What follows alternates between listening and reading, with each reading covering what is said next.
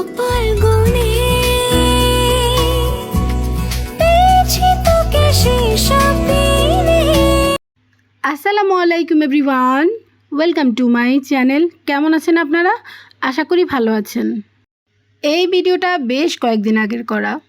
আমরা সেদিন টুনাটুনি মিলে একাই বের হয়েছি, বাচ্চাদেরকে নিয়ে মাঝে মাঝে দুজনে মিলে একা একা বের হতে কিন্তু মন্দ লাগে না। তবে একটা জিনিস দেখে আমি পুরাই অবাক, আমরা যেদিন বের হয়েছি ওটা কিন্তু একটা শুক্রবার ছিল। সাধারণত শুক্রবারে কিন্তু রাস্তাঘাটে এত কম মানুষ দেখাই যায় না। আজকে বলতে গেলে আমি পুরো রাস্তায় ফাঁকা পেয়েছি। ও আচ্ছা, আমরা টুনাটুনি আজকে কোথায় যাচ্ছি সেটা তো আপনাদেরকে বলিনি। আমরা আজকে যাচ্ছি একটু মার্কেটে, সাহেবের কিছু শপিং করার দরকার ছিল। প্রতিটা ঘরের পুরুষ মানুষগুলা জানি না কেমন, তবে আমার ঘরের মানুষটা একদম ভিন্ন। সে কখনো তার নিজের জন্য কোনো কিছুই কিনতে চায় না, তার নিজের কোনো প্রয়োজন থাকলেও সে কখনোই ওই শপিংগুলো করতে চায় না। তার প্রয়োজন আমি দেখে দেখেই সবসময় বলি। এই তো আজকে বলতে গেলে তাকে আমি দৌড়ে ভেদে শপিং মলে নিয়ে এসেছি। সে তো মার্কেটে আসতেই চাচ্ছিল না। বেশ অনেক দিন থেকে দেখতেছি তার বাসায় পরার বা বাহিরে অফিসে যাওয়ার অনেকগুলা গেঞ্জি প্যান্টের দরকার, কিন্তু ওই যে বললাম সে কখনোই কিনতে চায় না। আসলে মধ্যবিত্ত মানুষ হলে যা হয়, আমরা মধ্যবিত্তরা সবসময় নিজেদের প্রয়োজনের আগে কিন্তু বাচ্চাদের প্রয়োজনের কথাটাই ভাবি।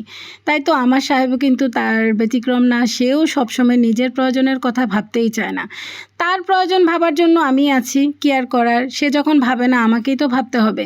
তাই তো আজকে তাকে জোর করে নিয়ে আসলাম মার্কেটে। প্রথমে তার পছন্দ মতো একটা দোকান থেকে কিছু গেঞ্জি নিয়ে নিয়েছে পাতলা কাপড় দেখে। এরপর এই দোকানে এসেও কিন্তু সে কিছু গেঞ্জি দেখছে, কারণ যেহেতু সে অফিস করতে হয় তার একটু গেঞ্জি প্যান্ট একটু বেশিই লাগে। তাই তো আজকে বলেছে একটু বেশি করেই নিয়ে নিতে। ওই যে বললাম সে কখনোই শপিং করতে চায় না, তাই তো একবার যদি তাকে ধরে বেঁধে নিয়ে আসতে পারি আমি জোর করেই একটু বেশি করে শপিং করতে বলি।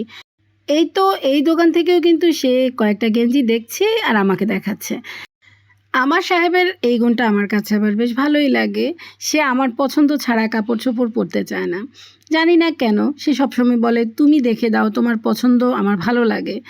যাই হোক, এত সুন্দর কমপ্লিমেন্ট সাহেবের কাছ থেকে পেতে আমার কাছেও কিন্তু মন্দ লাগে না। তাই তো আমিও সবসময় তাকে জামা কাপড় পছন্দ করে দিই, আর আমার পছন্দ করা জামা কাপড়ও সে খুব আনন্দ করে পরে।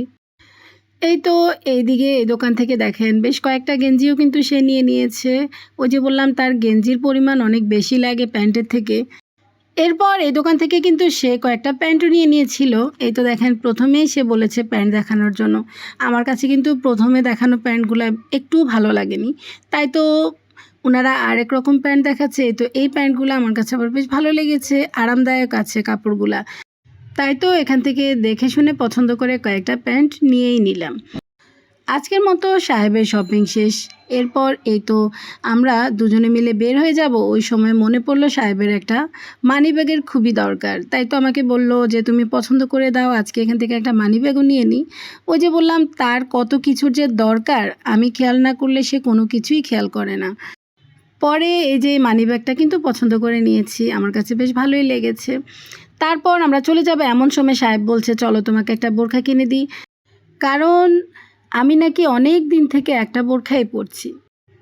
আসলে কিন্তু কথাটা সত্যি, আমি কিন্তু অনেক দিন থেকে ভাবছিলাম একটা বোরখা কিনবো, কিন্তু ভাবলেই তো সবসময় তা হয়ে ওঠে না, তাই আর কিনতে পারিনি।